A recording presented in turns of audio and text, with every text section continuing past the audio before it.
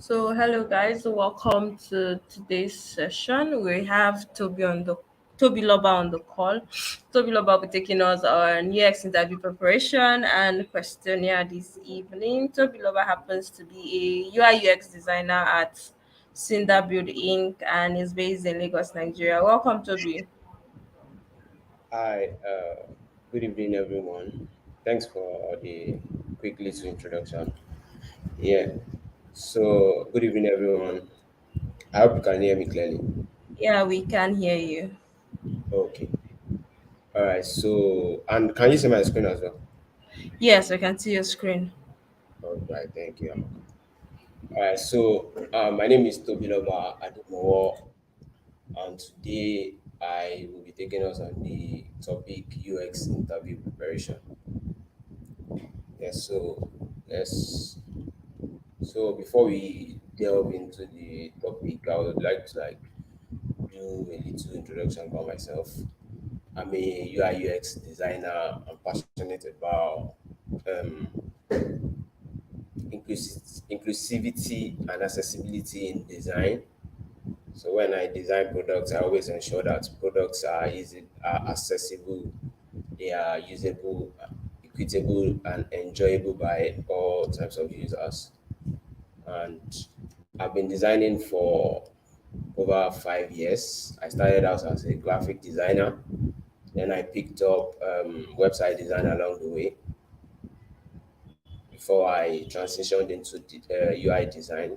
And right now, I'm exploring the field of UX, and that is why we are having this class today to share some of my UX knowledge with you all. So let's proceed into the class. Yeah, what you will learn by the end of this class,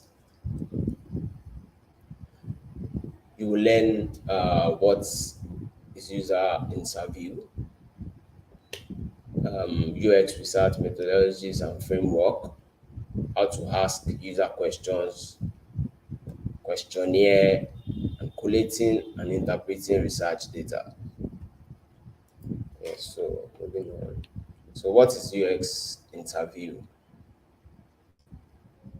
I'm sure a lot of us have encountered a form of interview at one point or the other, but for this class, what we'll be exploring is UX interview, not just an ordinary interview.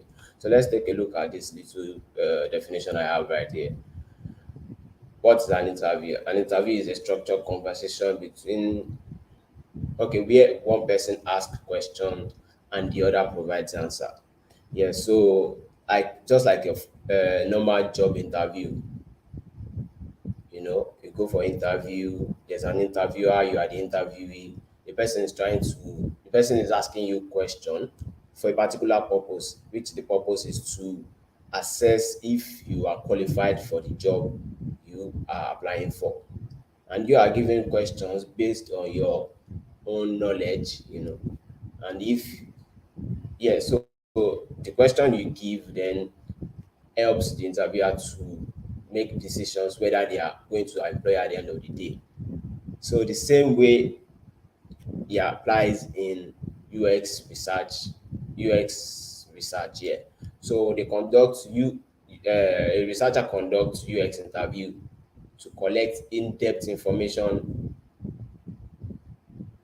on people's opinion, thoughts, experiences, and feeling. Yes, so in UX research, the interviewer conducts, the researcher conducts UX research to get users' opinion, their thoughts, what they feel about a particular application, what their opinions and all that, their experiences if they've used the products before, and their feeling, how they feel while experiencing the app. So that is basically the purpose of conducting UX interview. Yeah, so actually interview is a subset it's one of UX research methodologies. But that takes us to understand what is really UX research. So UX research is the study of learning what the end user of a system or product needs and wants, then employing those insights to enhance the design process for products, services, and softwares. Yes, so UX research is basically conducted to, learn what users of a particular digital product, uh, what they need, you as I believe you all know that we as UX designers, we design for users, so we need to always like get feedback from these users from time to time after they use our apps, just to know how can we improve this app.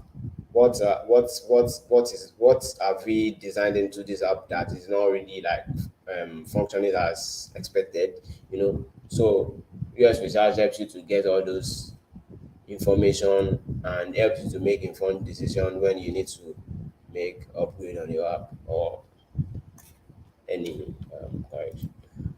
Yeah, so UX research is a continuous part of your product development life cycle. Like it's not just conducted at the beginning stage of the UX research life cycle. You can conduct it at any time you need to, at any time you need research information for your product. Yeah, so empathy. What is empathy? Empathy is actually one very key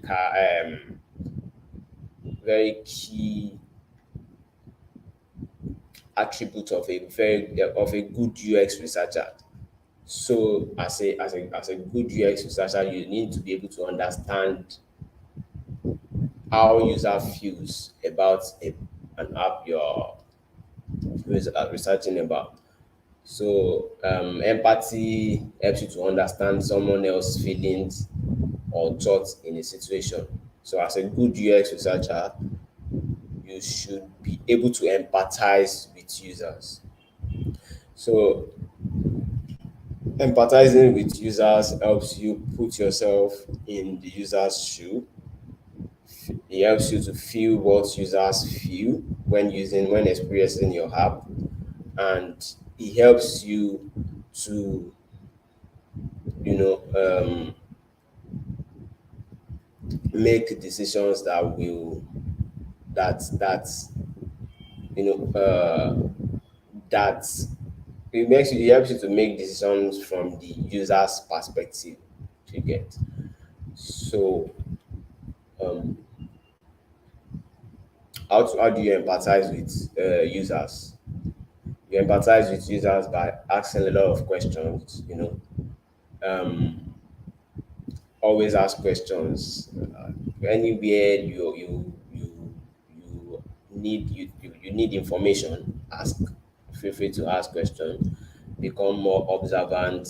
When people are using the app, pay attention to every little detail. Make sure you pay attention to it. Become an active listener.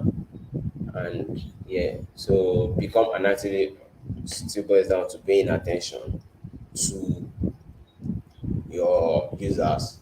Yeah, so request input. Yes. So when conducting research, always ask for your in the interviews input if they have any contribution as regards the topic, just to make them feel. Hello, Toby, can you hear me? Yes, can you hear me too? Yeah, I can hear you. So we have this background sound, Oh, okay. and it's kind of loud. What about now? Okay, this is better. Thank you. Okay, I'm very sorry about that. All right. Yeah, thanks. So request input from your users. Always ask for their input in case your the questions you prepared to ask them, they have questions that are not even like that does not fall into any of those questions. So at that stage, they get to chip in their own question, and that might really help in your research process. Also have an open mind, keep an open mind. Don't be rigid about your questions, and allow the participants, the person you are interviewing to, you know, just make the whole interview process conversational, so that people like give they are able to pour out their whole mind, which will really help um in your interview, which will really help your interview in the long run. And also keep current on the UX research. Yeah. So as an interviewer, you also want to ensure that you are current in the UX industry, so that you you know what to ask, and when you ask questions, you also know how to respond to them. So moving on, um, I also want us to look at the three types of UX research. We have the foundational research, we have the design research, and post-launch research. So the foundational research, like the name implies, foundation, you conduct it at the beginning of your research, of your design process. Before anything at all, you want to understand what you are researching, what your design is about. The problem you're solving, want to understand it in depth. So that is so example of foundational research is conducting um, surveys, interviews at the early stage of your product development life cycle. If you check the diagram, when you're about to launch. Oh, sorry. Um, Foundational research. Yeah, so foundational research at this stage is where you brainstorm with your team members, and then you do lots of research, check out competitive products, pick features that I think would be needed on your app, examine how it works, check ways you can make them better and all that. And then for design research is conducted during the design process. Example of design research is A/B testing. I'm sure some of us might have come across all these posts online where people design, two different interfaces for a particular interface. They name them A and B, and then share online trying to get people's opinion, which one looks better and all that. So that's an example of design research. Some people call that designing in public, and that really it's a good design practice, because at the end of the day, you are designing for the people, and when you share um, stuff like that online, you get as many response as possible that could help in your design process. Then post launch research. This is the type of research that you conduct after you've already launched your product. People have used it, then you conduct a type of usability testing. You bring them to the lab, check have users use your app while you are monitoring their behavior while using the app, their body language, the way they navigate through the app and all that. And you could, yes, so yeah. So those are the three types of UX research. And now we'll proceed to talk about the UX research methodologies and framework in detail. Yeah, because we have like, so the reason for this is to help us understand how, what research method to use when you are trying to conduct your research, because we have a lot of UX research, we have a bunch of them out there. And then, so how do you decide which one would work for a particular scenario? You have a problem you're trying to solve, and you are asked to conduct research before anything at all. So if you don't know how this, if you don't know what all this research method is about, you will just find yourself confused and you might end up using the wrong research method. And when you use the wrong research method, you get wrong data, you design products based off information information that's not going to help at the end of the day. So it's important to know all these research methods and which one, to know and you know their pros and their cons, and then that helps you decide which one would work best for a particular scenario. So research method, this simply refers to how you get your research done. So we can, first of all, we can categorize this research method into who is conducting, who conducts the research, and the types of data collected. If you are categorizing by who conducts the research, we say we can classify them to primary research and secondary research. You know, so primary research is the research that you conduct by yourself. You conduct primary research by yourself. Example is the interview. Another example is survey. Or secondary research is research you did not conduct yourself. That type of research is the research you can get online, you can get on magazines. Someone else have conducted this research, you are just leveraging on the information. So I hope we now understand that the difference between primary research and secondary research. Primary research is the research you conduct yourself. Secondary research is the research you did not conduct yourself, but you got online or offline or anywhere. Then the types of the data collected, we can classify that into um, qualitative research and quantitative research. What is qualitative research? Qualitative research is the research that answers the question why. But for quantitative research, the quantitative research answers how many. You know, quantitative research is dealing with numbers, qualitative research is dealing with quality. We want to get in depth, we want to get like in depth information about, we want to get research in depth, like as many information as possible. Yeah, so yeah, primary research is conducted by yourself, secondary research is conducted by someone else. Some focuses on quantitative focuses on survey of large audiences, and it answers the question what, while qualitative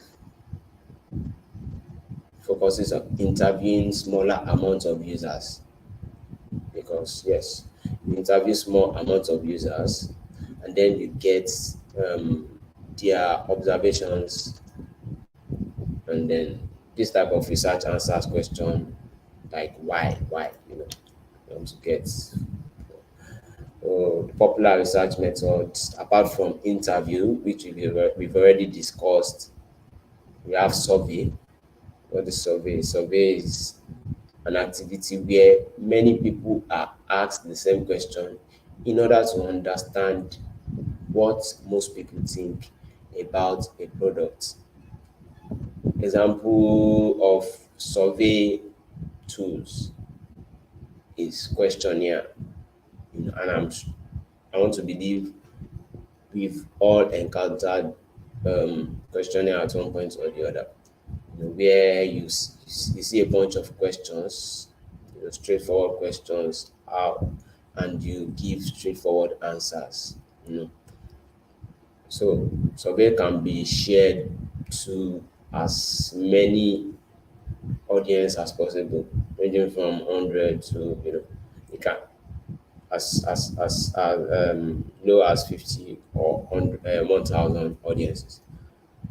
Then another type of research is usability studies. Usability studies are a technique that helps us evaluate a product by testing it on users. The goal of usability testing is to identify the pain points that user experience with different prototypes so the issues can be fixed before the final product launches.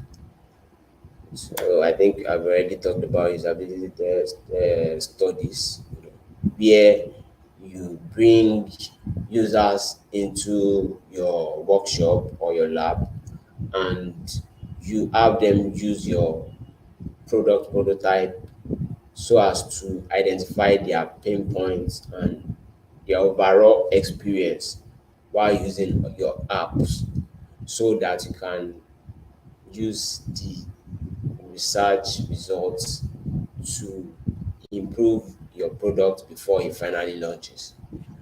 Then another type is the secondary research. Okay, so secondary research is like we've already talked about.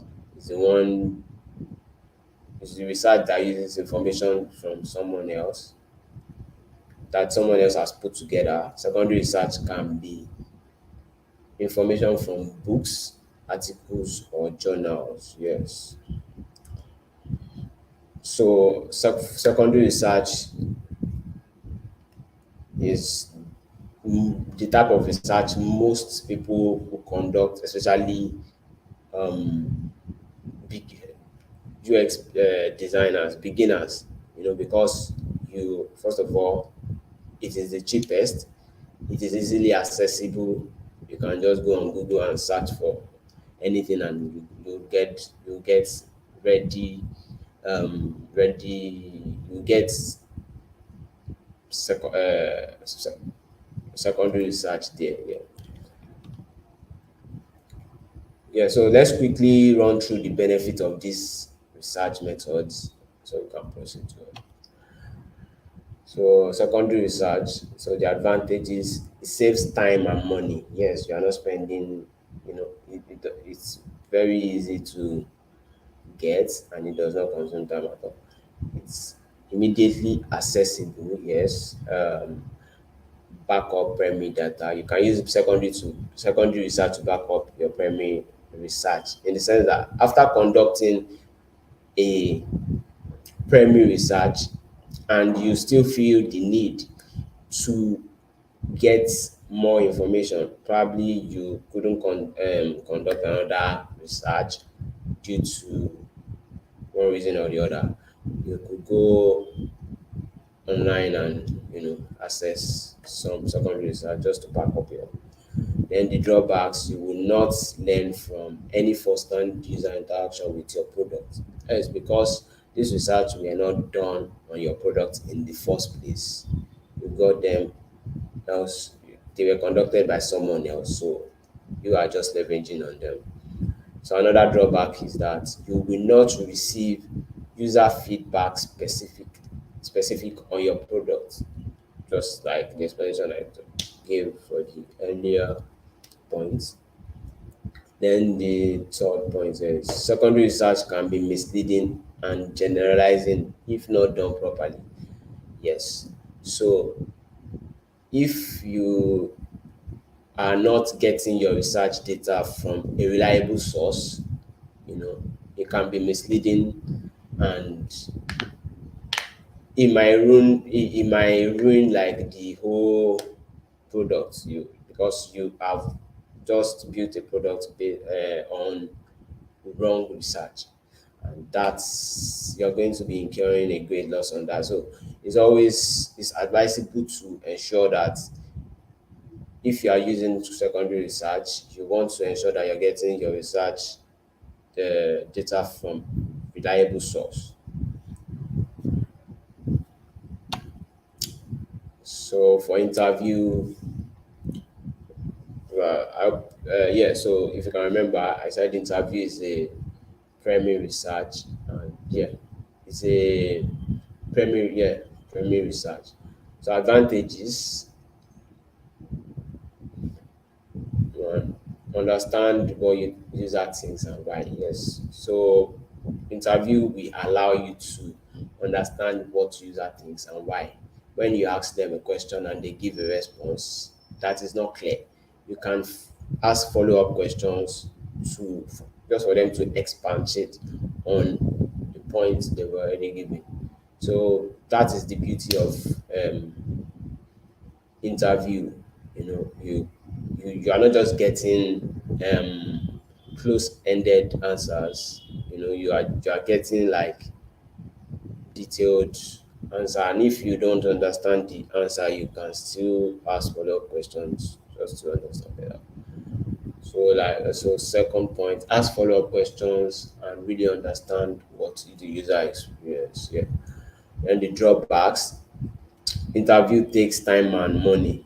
Yes, because you have to bring the interview participants into a location, make them feel comfortable.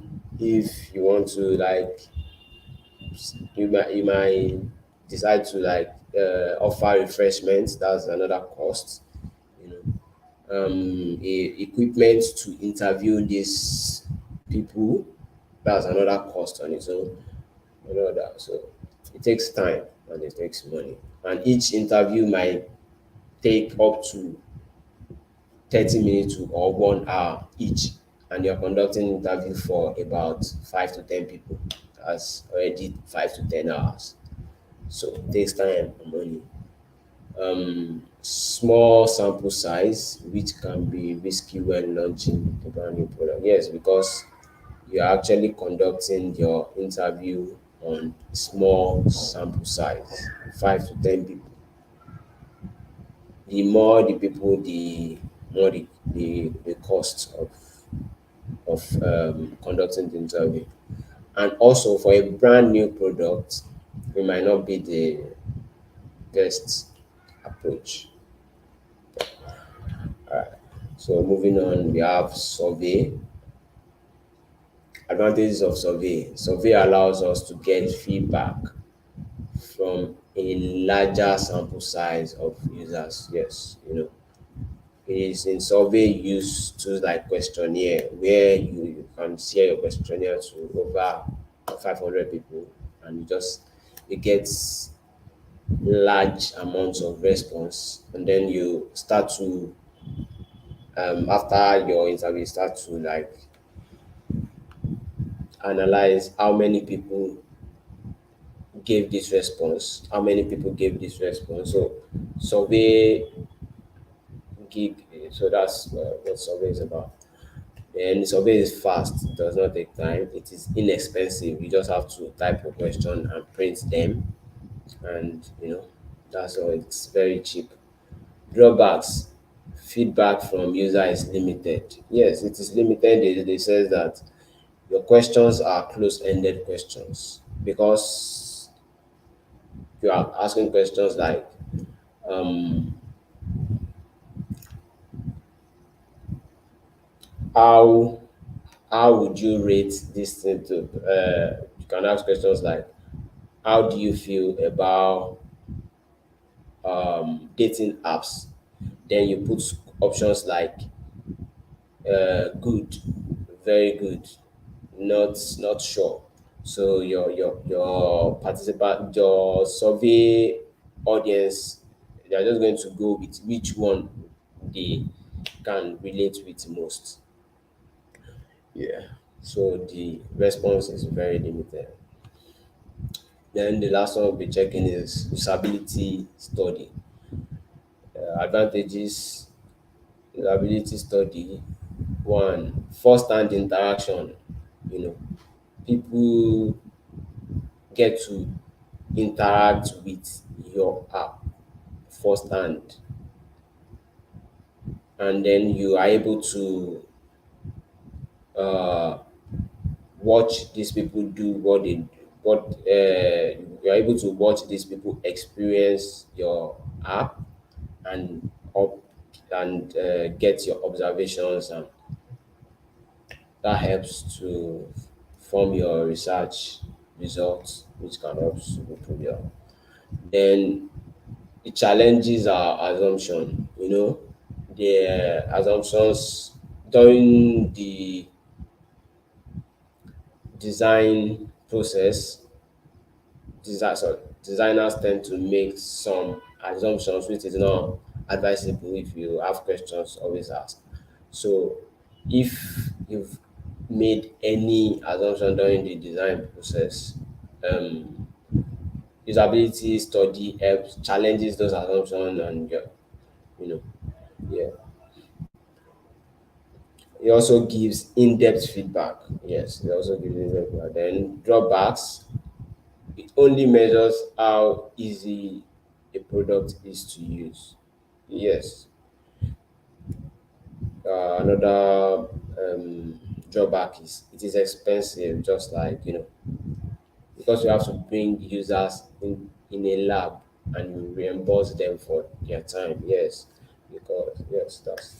Then another point is there's difference in lab versus real life experience. In as much as you are monitoring these people use your app, some people might actually not be they might not be comfortable being watched use your app. So that may not help them. That may not allow them to give their real experience. They might just be giving feedbacks based just to quickly like end the whole process, which tend to happen mostly with introverts. Yeah. Then how yeah. So those are the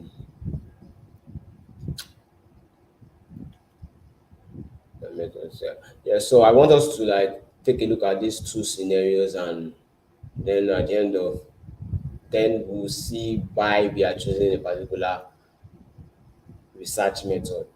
So the first scenario is you are redesigning your company's main product, and you've been given large budget and long time frame for conducting the UX research. You want to understand how current product fits into users' brothers everyday routine and where it falls short to help identify areas of needs and redesign. So I've been able to underline like some points that could make you like choose a particular research method. You are designing an app because that means they already have their app, and like the app is already launched. You have real users already, and uh you want to understand how the current product fits into the user's broader everyday routine and where it falls short. You know.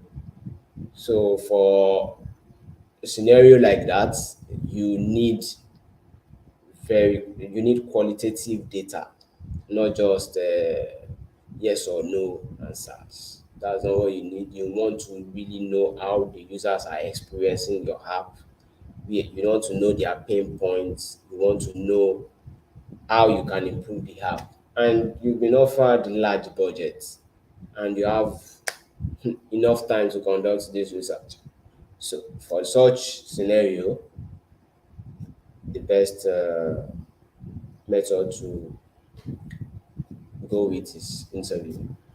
Then another scenario here is you are part of a small UX team at a startup.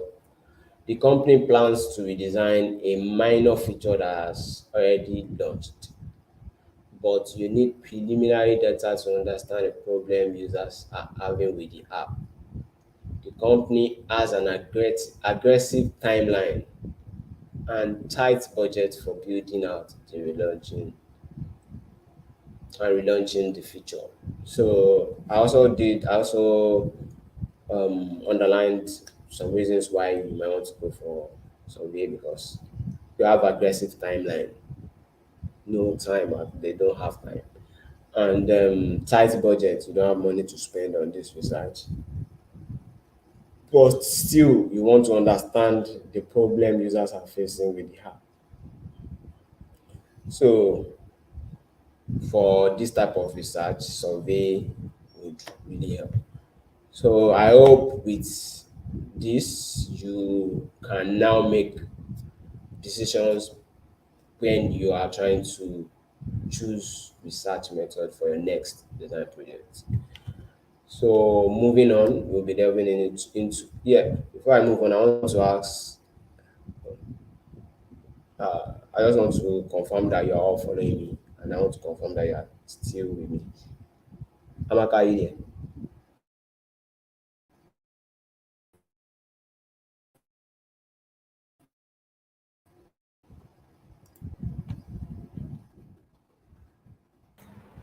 Yes, I'm here. Okay, Hello, Toby. I Can just you wanted hear to me? confirm if yes, I can hear you. All right. Can you hear me? Okay, just wanted to Yes, I can confirm hear that. you. All right. So moving on, how to ask user questions. So first of all, I would is advisable to start with your research goals. You know, you want to know why you are doing this research, the goal, like what is the what why are we even doing this research? You know, so the purpose for the research, you want to know the reason why you are doing the research. When you define this purpose, this will help you to define the scope and measure how these scopes will turn into real actions. You know, when you have your research goal, you can always like reflect on it. Anytime you're deviating from that, you will always fall back on, okay, why am I conducting this research in the first place? So that is why you need to always set your research goal. So an example of a research, so a research goal is always in form of a sentence, just like we saw here by this, you already know why you're doing your research, to understand the problems users are facing, blah blah blah. After you have defined your research goal, then you define your research questions. So research goal is different from research questions, but research questions are subset of research goal. So the research question answers the question: why am I trying? I mean, what am I trying to find out with this research? What am I trying to find out? That is what you intend to learn, and when you formulate these questions, it helps you to also like it also helps you to write your interview guide, and it also helps to find the right interview participants and the right method you need to use. So what I'm trying to say in essence is, if you do not formulate your research questions, finding the right interview participants might be hard, or it might be confusing. You don't know the type of participants you need. let's let's talk about a scenario where you want to design an app, maybe let's say a dating app for that allows busy people like tech guys to socialize and meet people online. So for that kind of scenario, you cannot just bring any type of people to interview.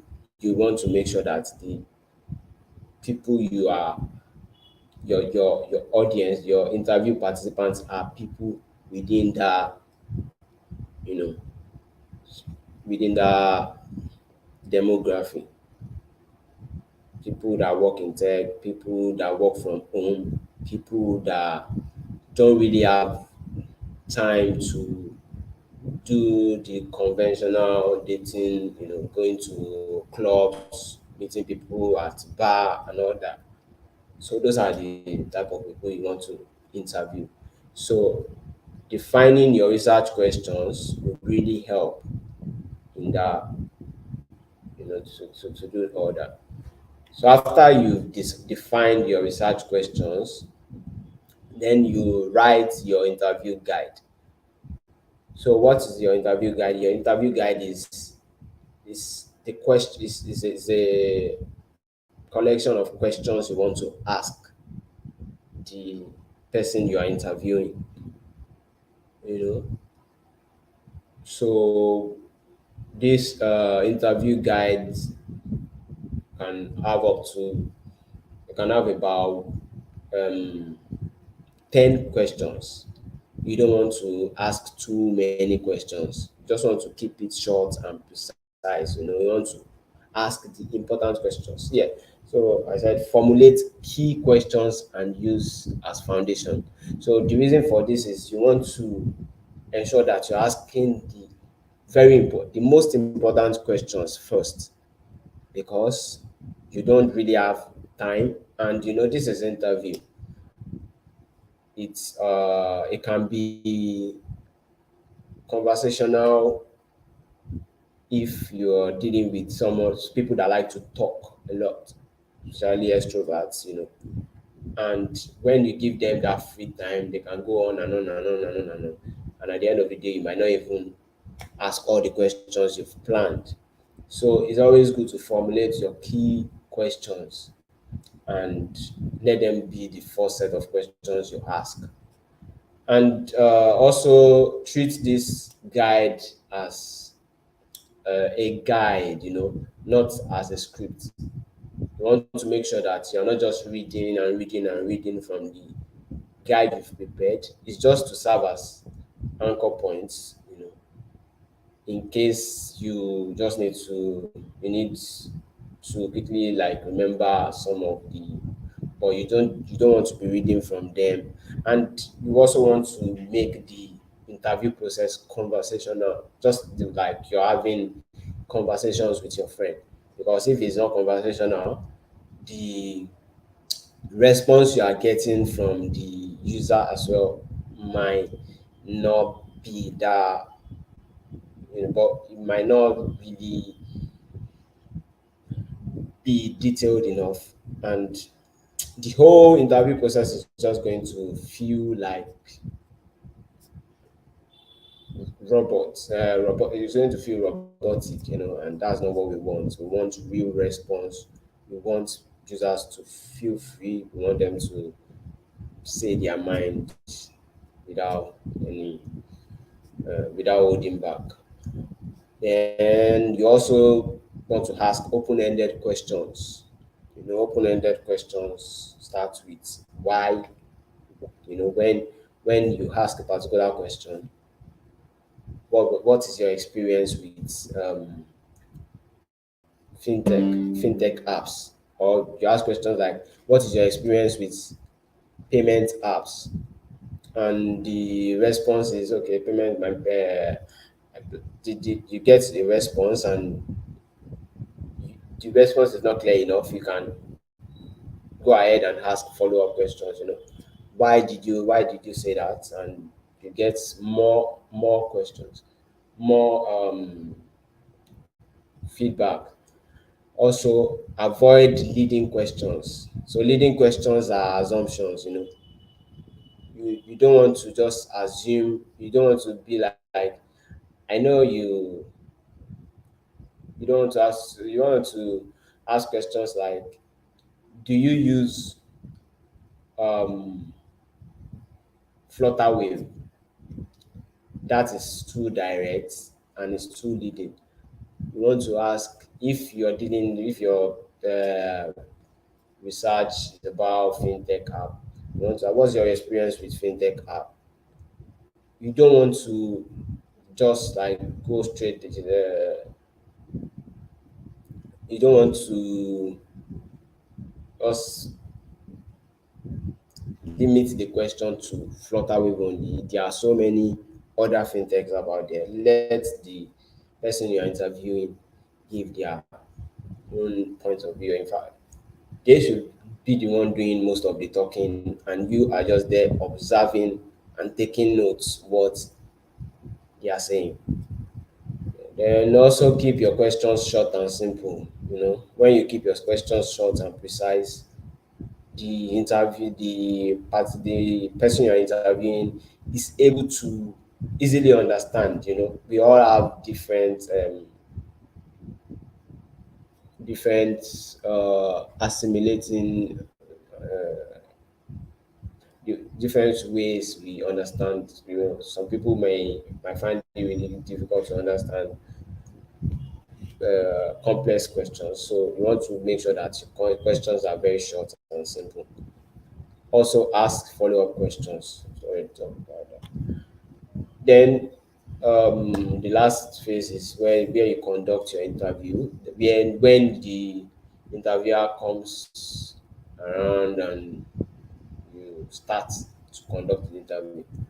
So first thing you want to do is you want to ensure that you've created a safe space where the interviewee is they feel at ease. I mean, they are not they are not bothered, about anything around. They are they feel safe and comfortable. Create a safe space.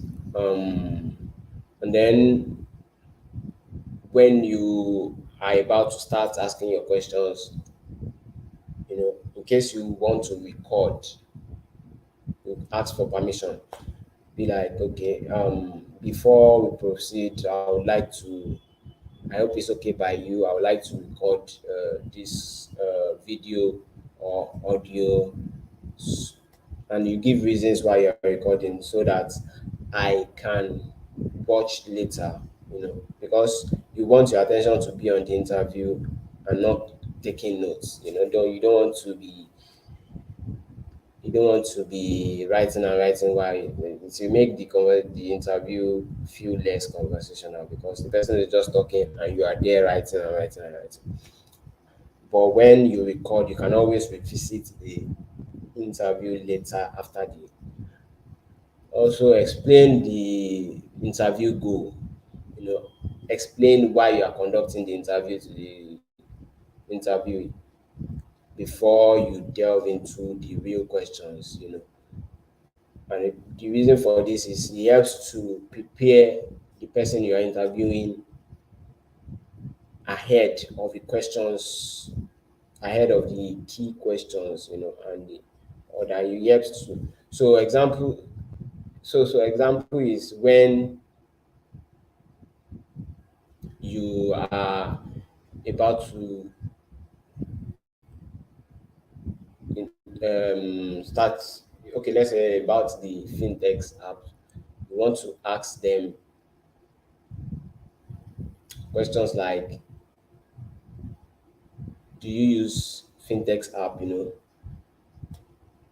That's not you've not really like gone into you not really like gone in depth into the questions. You just want to like ask general questions and prepare them for the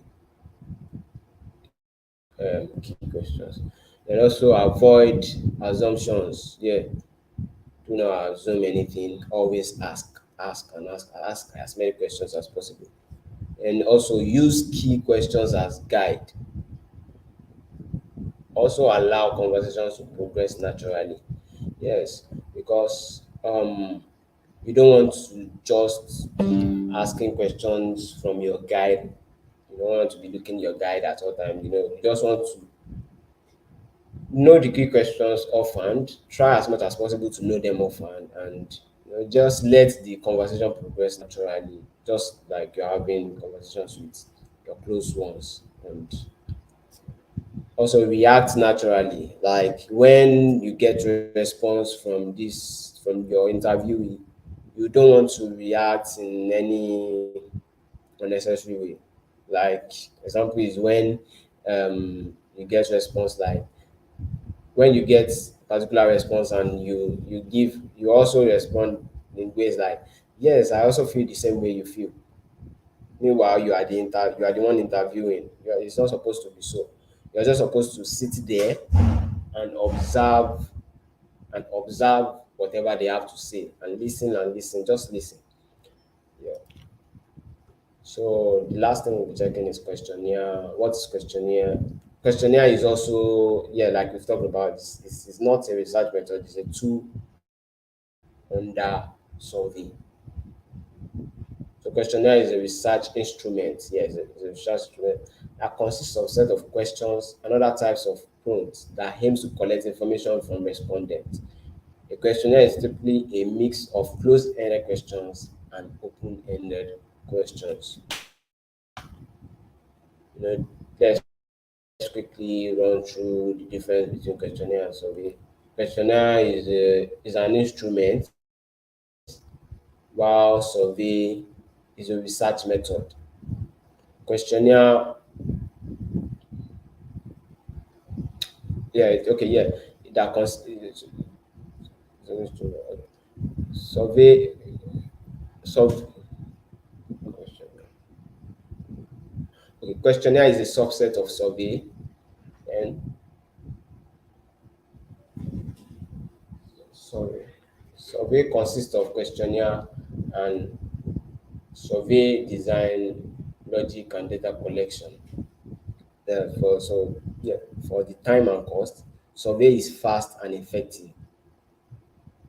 Oh, sorry, questionnaire is fast and effective. Survey is much slower and expensive. So for the questions, question survey consists. Oh my God. Questionnaire consists of close-ended questions and very rarely open-ended questions. But for survey, it consists of both close-ended questions and open-ended questions.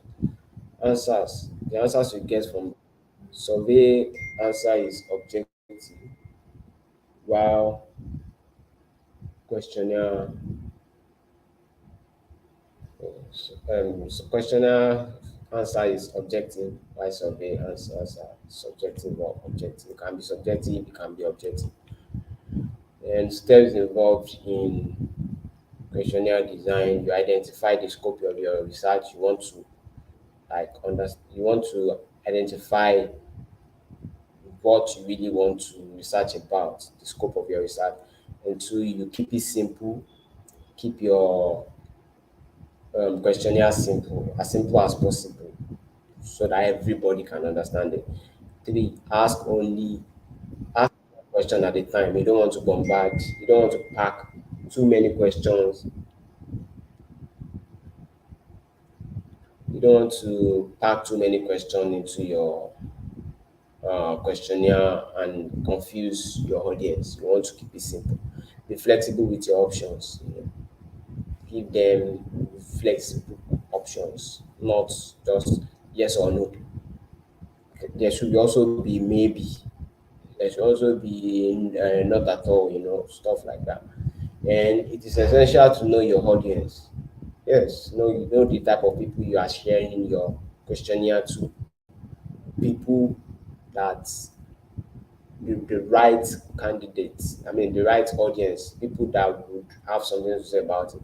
You cannot be interviewing for fintechs. You cannot be trying to get research data for a fintech finance app, and you are taking your questionnaire to primary school where people don't even use phones. So that's the wrong audience. Then choosing the right tool is essential. Also, below are different tools, and they are also more online, but tools you can use to prepare your questionnaire. We have the Google form, we have Zoom of a type form, um, question pro, and many more like that. You know,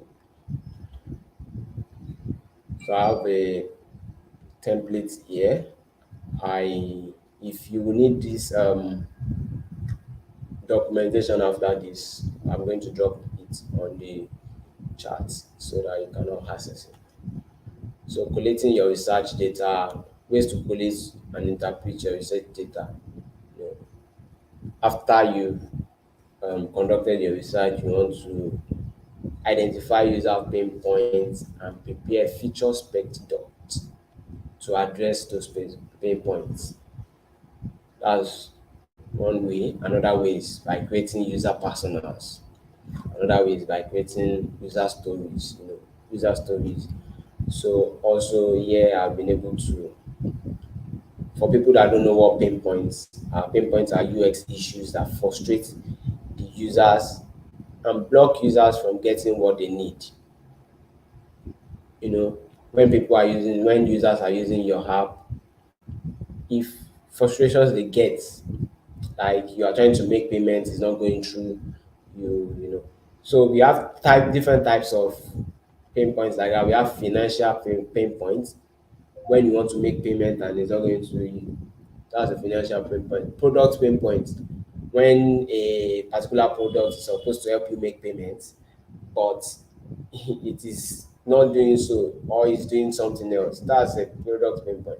Then a process pain point, when you can't, navigating through a particular app is difficult.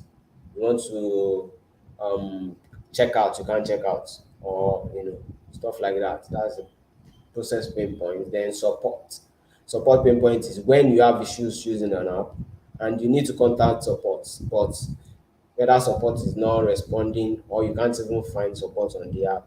That's the support pain point. Then for user personas are fictional users whose goals and characteristics represent the needs of a larger group of users. Yeah, so when you create your personas, you want to you look at a larger group of users, and then you now narrow it down to a particular, just now you narrow it down to one character, and then that character represents a large group of you know users. So I also attached a link here on how to on a typical user personal template. Then user stories are fictional one sentence story told from personal's point of view to inspire and inform design decisions. Yes, so we talked about persona, then user stories. Those are the things that the personas want to do. They want to see on the app. So an example here is we have the person, the persona, as a remote student who spend 3 to 4 hours a day studying and purchasing products. I want to be able to order without up, getting up and potentially losing my table. Then so that I can enjoy products and continue to work. So now the persona is expressing his pain points, and then he's expressing his um, benefits. How that, if that action is solved, how we will benefit from it. So that's what yeah. So that will be the end of this class, and thank you all for staying to the end of the class.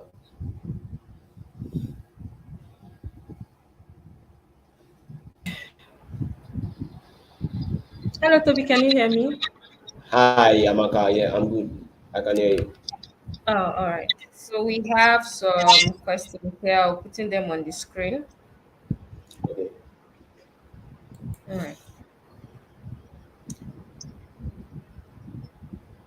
Can we use a combination of these interview types? If yes, which are the best interview methods used to generate best results? Yes, we can use a combination of these interview types. We can conduct No, no, interview types. I believe you meant to say research types, research method types. Yes. So you can use a combination of those research method types. If yes, yeah. And you can conduct interview and also conduct a survey. You can even conduct usability testing. But this you may not just want to conduct them one at a time. I mean, you may not want to conduct everything at a time because there would evidently be a point where you'll be needing each of these research methods. Like at the beginning, at the foundation stage, you might need to conduct a survey. During the design stage, you might need to conduct uh, uh, A/B testing, and after you are done, you might need to conduct interviews.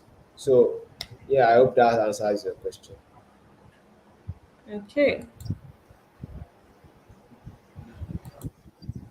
What advice do you have for upcoming designers who go straight to designing without conducting research on the basis of not getting enough response from user? Yes. So, especially in Nigeria, I've observed that a lot of designers, which I'm also like part of them, we started, especially beginners, we started not expo we were not exposed to conducting research. Most of the time we leverage on secondary research. We go online and get our research um, results from online, and then we use that um, to we use that to inform our design decisions. So it's totally fine if you don't have the capacity to conduct um, interview. You can go for the cheap one, which is secondary research. At the end of the day, you've done one research or the other. If you cannot conduct interview, you go for survey. If you cannot conduct survey, if you think survey is too expensive, you go for secondary research. But the key thing is always do your research, because a product you build without research is not product. It's not going to be useful at the end of the day. Because at the end of the day, you are not designing for but you are not you did not define the users you are designing for. You did not make research on that would inform your design decisions. So that type of product might be a waste at the end of the day. I hope that answers your question. Yes, I believe that should answer that question. I think that's the only question we have. We're done with all the questions. So, guys, if you have any questions, please go ahead. Okay, we have one question here. So, it's on your screen, Toby. Okay. So how do we ensure our interview participants are not simply telling us what they feel we want to hear? Yeah, so that is why I try to explain that aspect in detail, because when you ensure that you've done everything right, you've fulfilled all righteousness, there's no way your interview participants will not give you um, response that is coming from their heart. When you ensure that you've created a safe space, you ask questions before you did not make them feel uncomfortable. You explain the interview goals, you make them feel very, very comfortable. You make the interview conversational.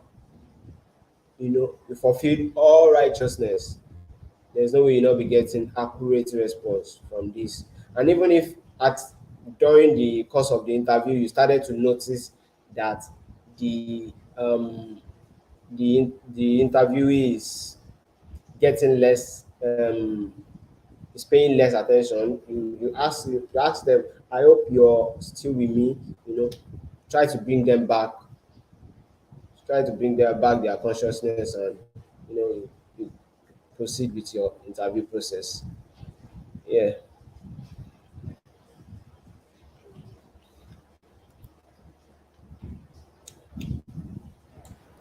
would that be all? All right. Yeah. So that would be all.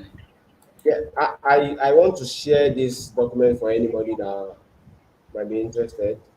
Uh, Oh, okay. So you can share the documents with me. I would have it dropped on the resource channel for them. all right, okay, that's fine. Okay. So, all right, guys, that will be all for today. Toby, thank you so much for coming on tonight's session. You're We learned a welcome. lot from you. I think we learned more new things. And also, guys, we have Toby's LinkedIn handle in the chat. Please go ahead and connect with Toby on LinkedIn if that's fine with you, Toby. Yeah, totally fine. All right. So I think that will be all for tonight. Your Q&A session is for tomorrow by 9 p.m.